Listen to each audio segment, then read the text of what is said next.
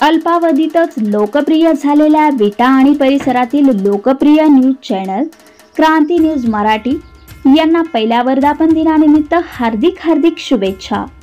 शुभेच्छुक Rudra computer, Savarkar Nagar, Savarkar road, विटा.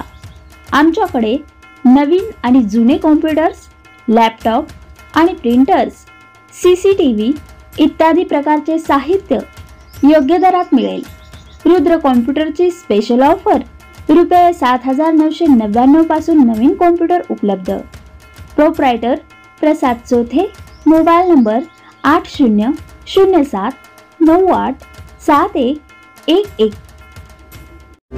लाकडी घाण्यावरील तेल वापरून देशी मालापासून बनवलेल्या विटा गोल्ड स्पेशल, गावरान स्पेशल, मटन स्पेशल अशा चटण्या आणि मटन मसाला, चिकन मसाला, बिर्याणी मसाला असे अस्सल गावाकडची चव देणारे मसाले.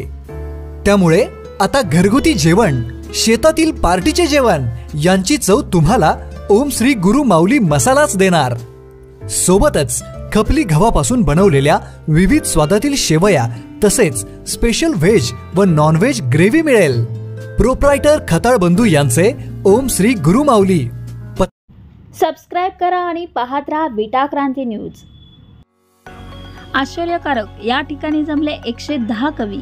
43व्या ग्रामीण मराठी साहित्य संमेलनातील कवी संमेलनाचे अध्यक्ष कवी आनंद हरी म्हणाले, कवितेच्या मुळाशी असलेल्या चिंतनाची आणि जबाबदारीची जाणीव कवींनी ठेवावी. कविता जोडाजोड करून लिहायची नसते, ती आत्म्याच्या गाभ्यातून उमटणारी असते. कविता ही चिंतनातून जन्माला यायला हवी. जे न देखे रवी ते देखे कवी. म्हणजेच कवी हा समाजातील बारकावे, वेदना आणि वास्तव यांचा वेध घेणारा असतो. मात्र कवीला केवळ एका बाजूने विचार करून चालणार नाही, तर नाण्याच्या दोन्ही बाजू विवेकाने पाहायला हव्यात असे त्यांनी ठामपणे मांडले. लेखक आणि कवी म्हणून असणाऱ्या जबाबदारीवर भर देताना आनंद हरी यांनी सांगितले की लेखक म्हणून जन्म हा केवळ सन्मानाचा नसून तो जबाबदारीचाही असतो. समाजाच्या मनातील भावना शब्दबद्ध करण्याचे आणि त्यावर प्रकाश टाकण्याचे काम कवीला करावे लागते. त्यांनी कवितेच्या उपचार क्षमतेवरही भाषण केले. कविता ही केवळ मनोरंजन किंवा शब्दांचा खेळ नाही, ती एक उपचार करण्याची पद्धत आहे असे सांगून त्यांनी कवितेच्या शक्तीची जाणीव करून दिली. साहित्य संमेलनातील प्रेरणादायी विचार कवी आनंद हरी यांच्या या भाषणाने साहित्यप्रेमी लेखक आणि कवींना विचार करायला लावले. कविता ही केवळ शब्दांचा पसारा नसून ती एक साधना, विचार आणि समाज प्रबोधनाचा एक महत्त्वाचा भाग आहे, हे त्यांच्या शब्दामधून अधोरेखित झाले. यावेळी प्रमुख पाहुणे मुख्याधिकारी कवटे मंकाळ म्हणाले, अशी छोटी छोटी साहित्य संमेलने नवनवीन कवींना, साहित्यिकांना प्रेरणा देतात. यामुळे अशी साहित्य संमेलने सुरू राहणे गरजेचे आहे व विटा हे गाव गेली 43 वर्षे हे साहित्य संमेलन घेत आहे. ही कौतुकाची बाब आहे. यामध्ये सर्व नवोदित कवींनी सहभागी होणे गरजेचे आहे. या कवी संमेलनात पुढील कवींनी आपापल्या कविता सादर केल्या.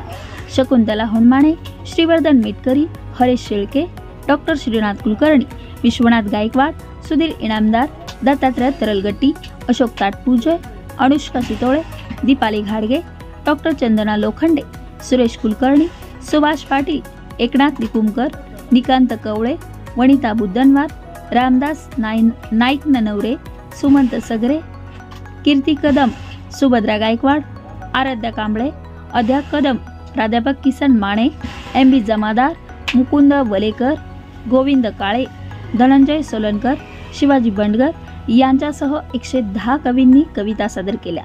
साहित्य संमेलनामध्ये डॉक्टर मुरहरी केळे यांना कैलासवासी पिताश्री नानोबा बापू काळे स्मृती राज्यस्तरीय साहित्य पुरस्काराने सन्मानित करण्यात आले. डॉक्टर श्रुतीश्री वडगबाळकर यांना कैलासवासी मातोश्री हौसाबाई ज्ञानोबा काळे स्मृती राज्यस्तरीय साहित्य पुरस्कार देण्यात आला. माननीय साहित्यिक विनोद गायकवाड सर यांना कैलासवासी साहित्यिक दत्तात्रय काशीनाथ हसमनीस स्मृती राज्यस्तरीय साहित्य पुरस्कार याने सन्मानित करण्यात आले. हरेश संपत शेळके यांना राज्यस्तरीय पद्मश्री पु. ल. देशपांडे मुक्तांगण शिक्षक रत्न पुरस्कार देण्यात आला. विश्वनाथ गायकवाड यांना राज्यस्तरीय पद्मश्री पु. ल. देशपांडे मुक्तांगण साहित्य रत्न पुरस्कार देण्यात आला. शकुंतला होनमाने यांना राज्यस्तरीय पद्मश्री पु. ल. देशपांडे मुक्तांगण साहित्य पुरस्कार देण्यात आला. स्वागत व प्रास्ताविक रघुराज मेटकरी यांनी केले. सूत्रसंचालन वैशाली कोळेकर, सागर कचरे यांनी केले.